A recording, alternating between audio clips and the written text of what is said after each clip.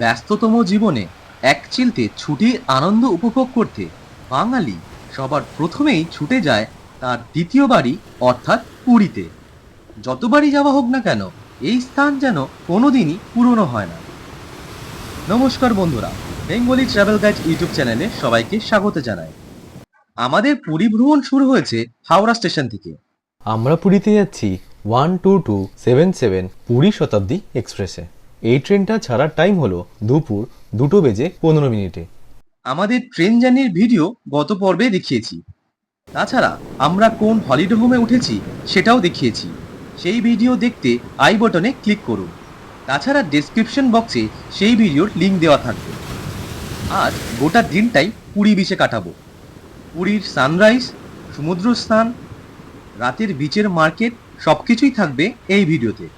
আজ সারাদিনে পুরী বিচে কি কি করলাম তা জানতে ভিডিওটি সম্পূর্ণ দেখুন। চলুন আজকের ভিডিও শুরু করা যাক।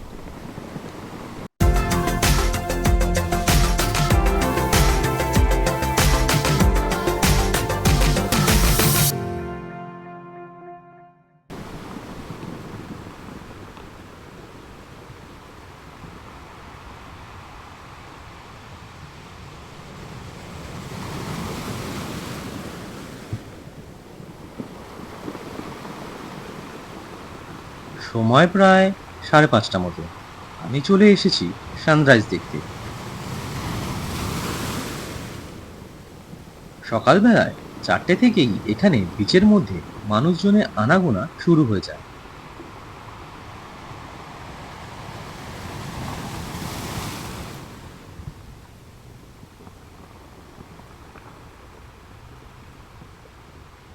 এখন তো 5:30 বাজে। আকাশ তো পরিষ্কার হয়েছে, তবে এখনো সূর্যের দেখা নেই। ঠিক এইখান থেকেই সূর্য উঠবে। চারিদিকটা হালকা একটা আভা তৈরি হয়েছে।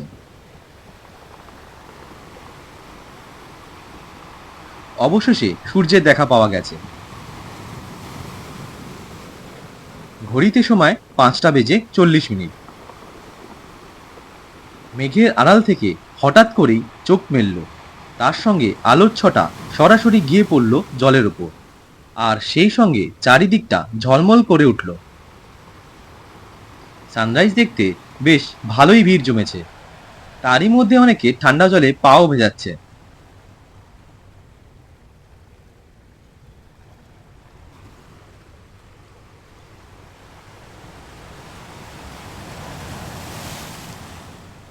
সানরাইজ দেখা কমপ্লিট। এইবার হোটেলে ফিরে একটু রেস্ট নেব। তবে ফেরার আগে টিফিনটা সেরে নিতে হবে। বিচের উপর সমস্ত দোকান কিন্তু সকালবেলা বন্ধ থাকে। স্বর্গদ্বারে এইটা চৈতন্যদেবের নতুন স্ট্যাচু, যেটা স্বর্গদ্বার বিচের পাশেই রয়েছে। স্বর্গদ্বারে 3 মাথা মোড়ে এইটা হলো চৈতন্যদেবের পুরনো স্ট্যাচু। চলে এলাম ব্রেকফাস্ট করতে পুরী সুইটসে।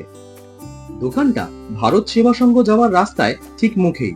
পুরীতে প্রথম দিনের ব্রেকফাস্ট পুরি দিয়েই সারলাম। সঙ্গে নিয়ে নিলাম ছানা পোড়া। এটি পুরীর একটি বিখ্যাত মিষ্টি। পুরী সুইটস দোকানের ভেতরে খুব সুন্দর একটি ঠাকুরের মূর্তি আছে।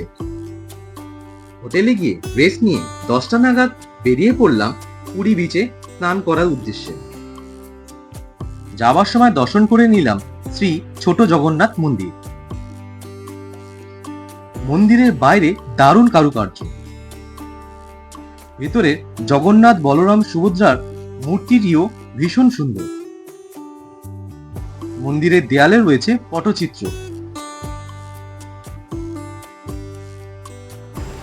এইবার চললাম বিচের দিকে। মেরিন ড্রাইভের ওপরেই দেখলাম মশালা সুইট কর্ন বিক্রি হচ্ছে। 30 টাকা দিয়ে 1 প্লেট নিয়ে নিলাম।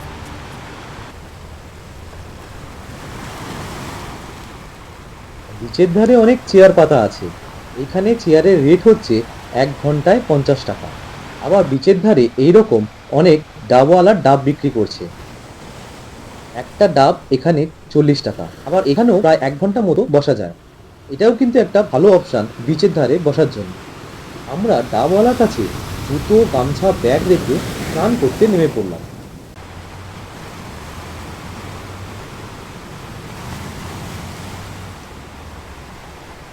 প্রচুর মানুষ চান করছে এখানে পুরো বিচ জুড়ে।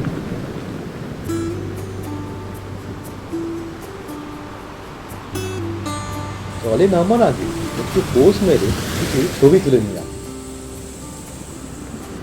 গরমে বা শীতকালে সমুদ্র খুব একটা উত্তাল থাকে না, সেই সময় সমুদ্রে স্নান বেশ আরামদায়ক হয়। তবে বর্ষাকালে সমুদ্র কিন্তু খুব উত্তাল থাকে। যখন আকাশ পরিষ্কার থাকে ওই সমুদ্র কিন্তু নীল রং হয়ে যায়। দেখুন চারিদিকটা কিরকম নীল সমুদ্রের জল।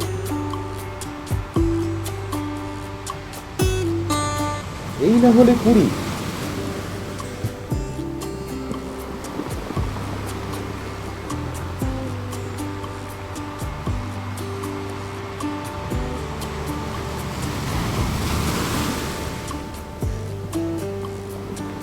বন্ধুরা দেখুন কিরকম ঢেউ পেছনে। সবাই এখানে খুব এনজয় করছে।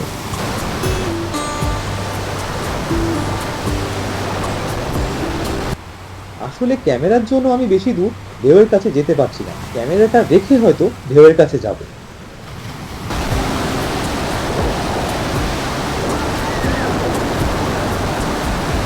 পুরীতে আসবো আর চান করবো না, সেটা কখনো হতেই পারে না।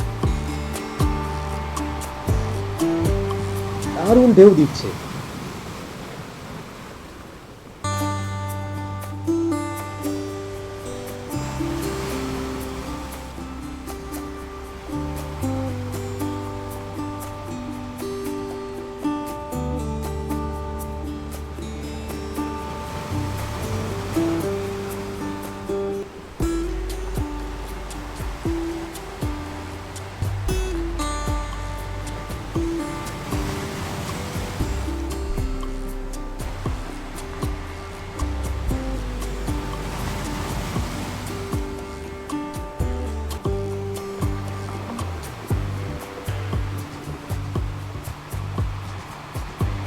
এখানে মাঝে মাঝেই যারা কোস্ট গার্ড আছেন তারা যদি কেউ দূরে চলে যায় সেখানে বাঁশি বাজিয়ে তাদেরকে ডেকে আনছে।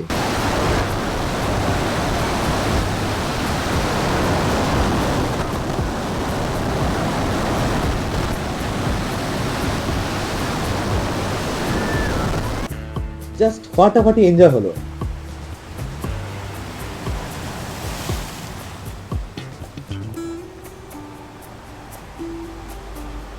দেখুন একটা পরিবার তাদের গোপাল ঠাকুরকে সমুদ্রে স্নান করাতে নিয়ে এসেছে।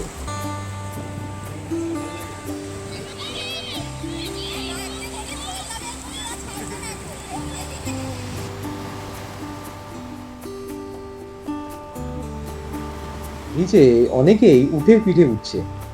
উটের পিঠে উঠতে বাচ্চাদের নিচ্ছে 50 আর বড়দের নিচ্ছে 100 টাকা করে।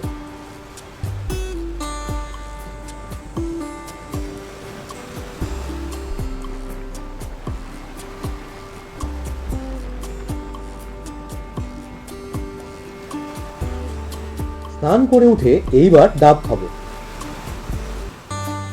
যারা স্নান করবেন তারা ডাবওয়ালার কাছে জুতো রেখে যেতে পারেন, ব্যাগপত্র সবই রাখতে পারেন, আর চান করে এসে একটা ডাব নিয়ে নেবে। জলে এতক্ষণ দাপাদাপি করার পর একটা ডাব খুবই দরকার। আমি তাই একটা শাঁসখানা রেখে ডাব নিয়ে নিলাম।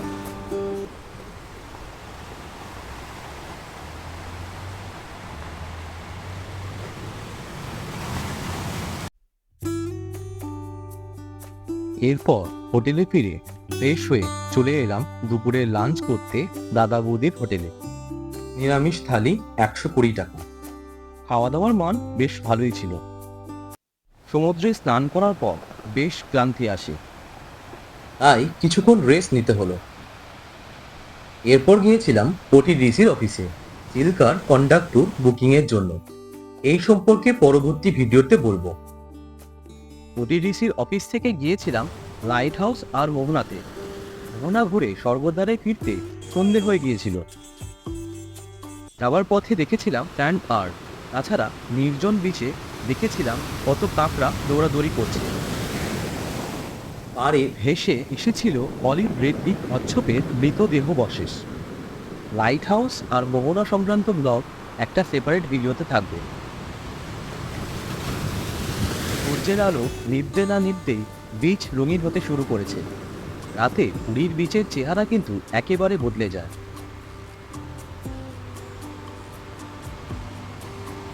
রং বেরঙের ছাতা দিয়ে পুরো বিচটা রঙিন হয়ে উঠেছে। বিকাল আর সন্ধ্যের পর থেকে বিচের বুকে বিভিন্ন দোকানগুলিতে আলো জ্বলে ওঠে।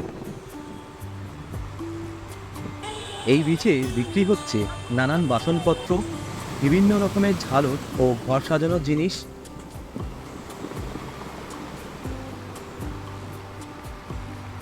বিভিন্ন ধরনের শাঁখ, হাতে করা শাখা, তাছাড়া জগন্নাথ দেবের মূর্তি, এমনকি রয়েছে জামা কাপড়ের দোকান।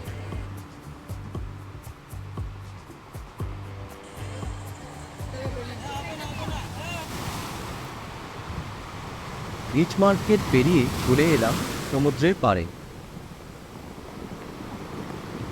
রাত্রের সমুদ্র অসাধারণ।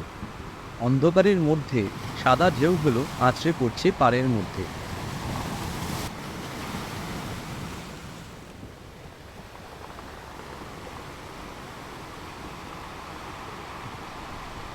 রাতেও প্রচুর ভিড় রয়েছে বিচে। পুরী এত জমজমাট বলেই বারবার পুরীতে আসার পরেও কখনো পুরনো হয় না। বিচের ওপরেই রয়েছে নানান খাবারের দোকান।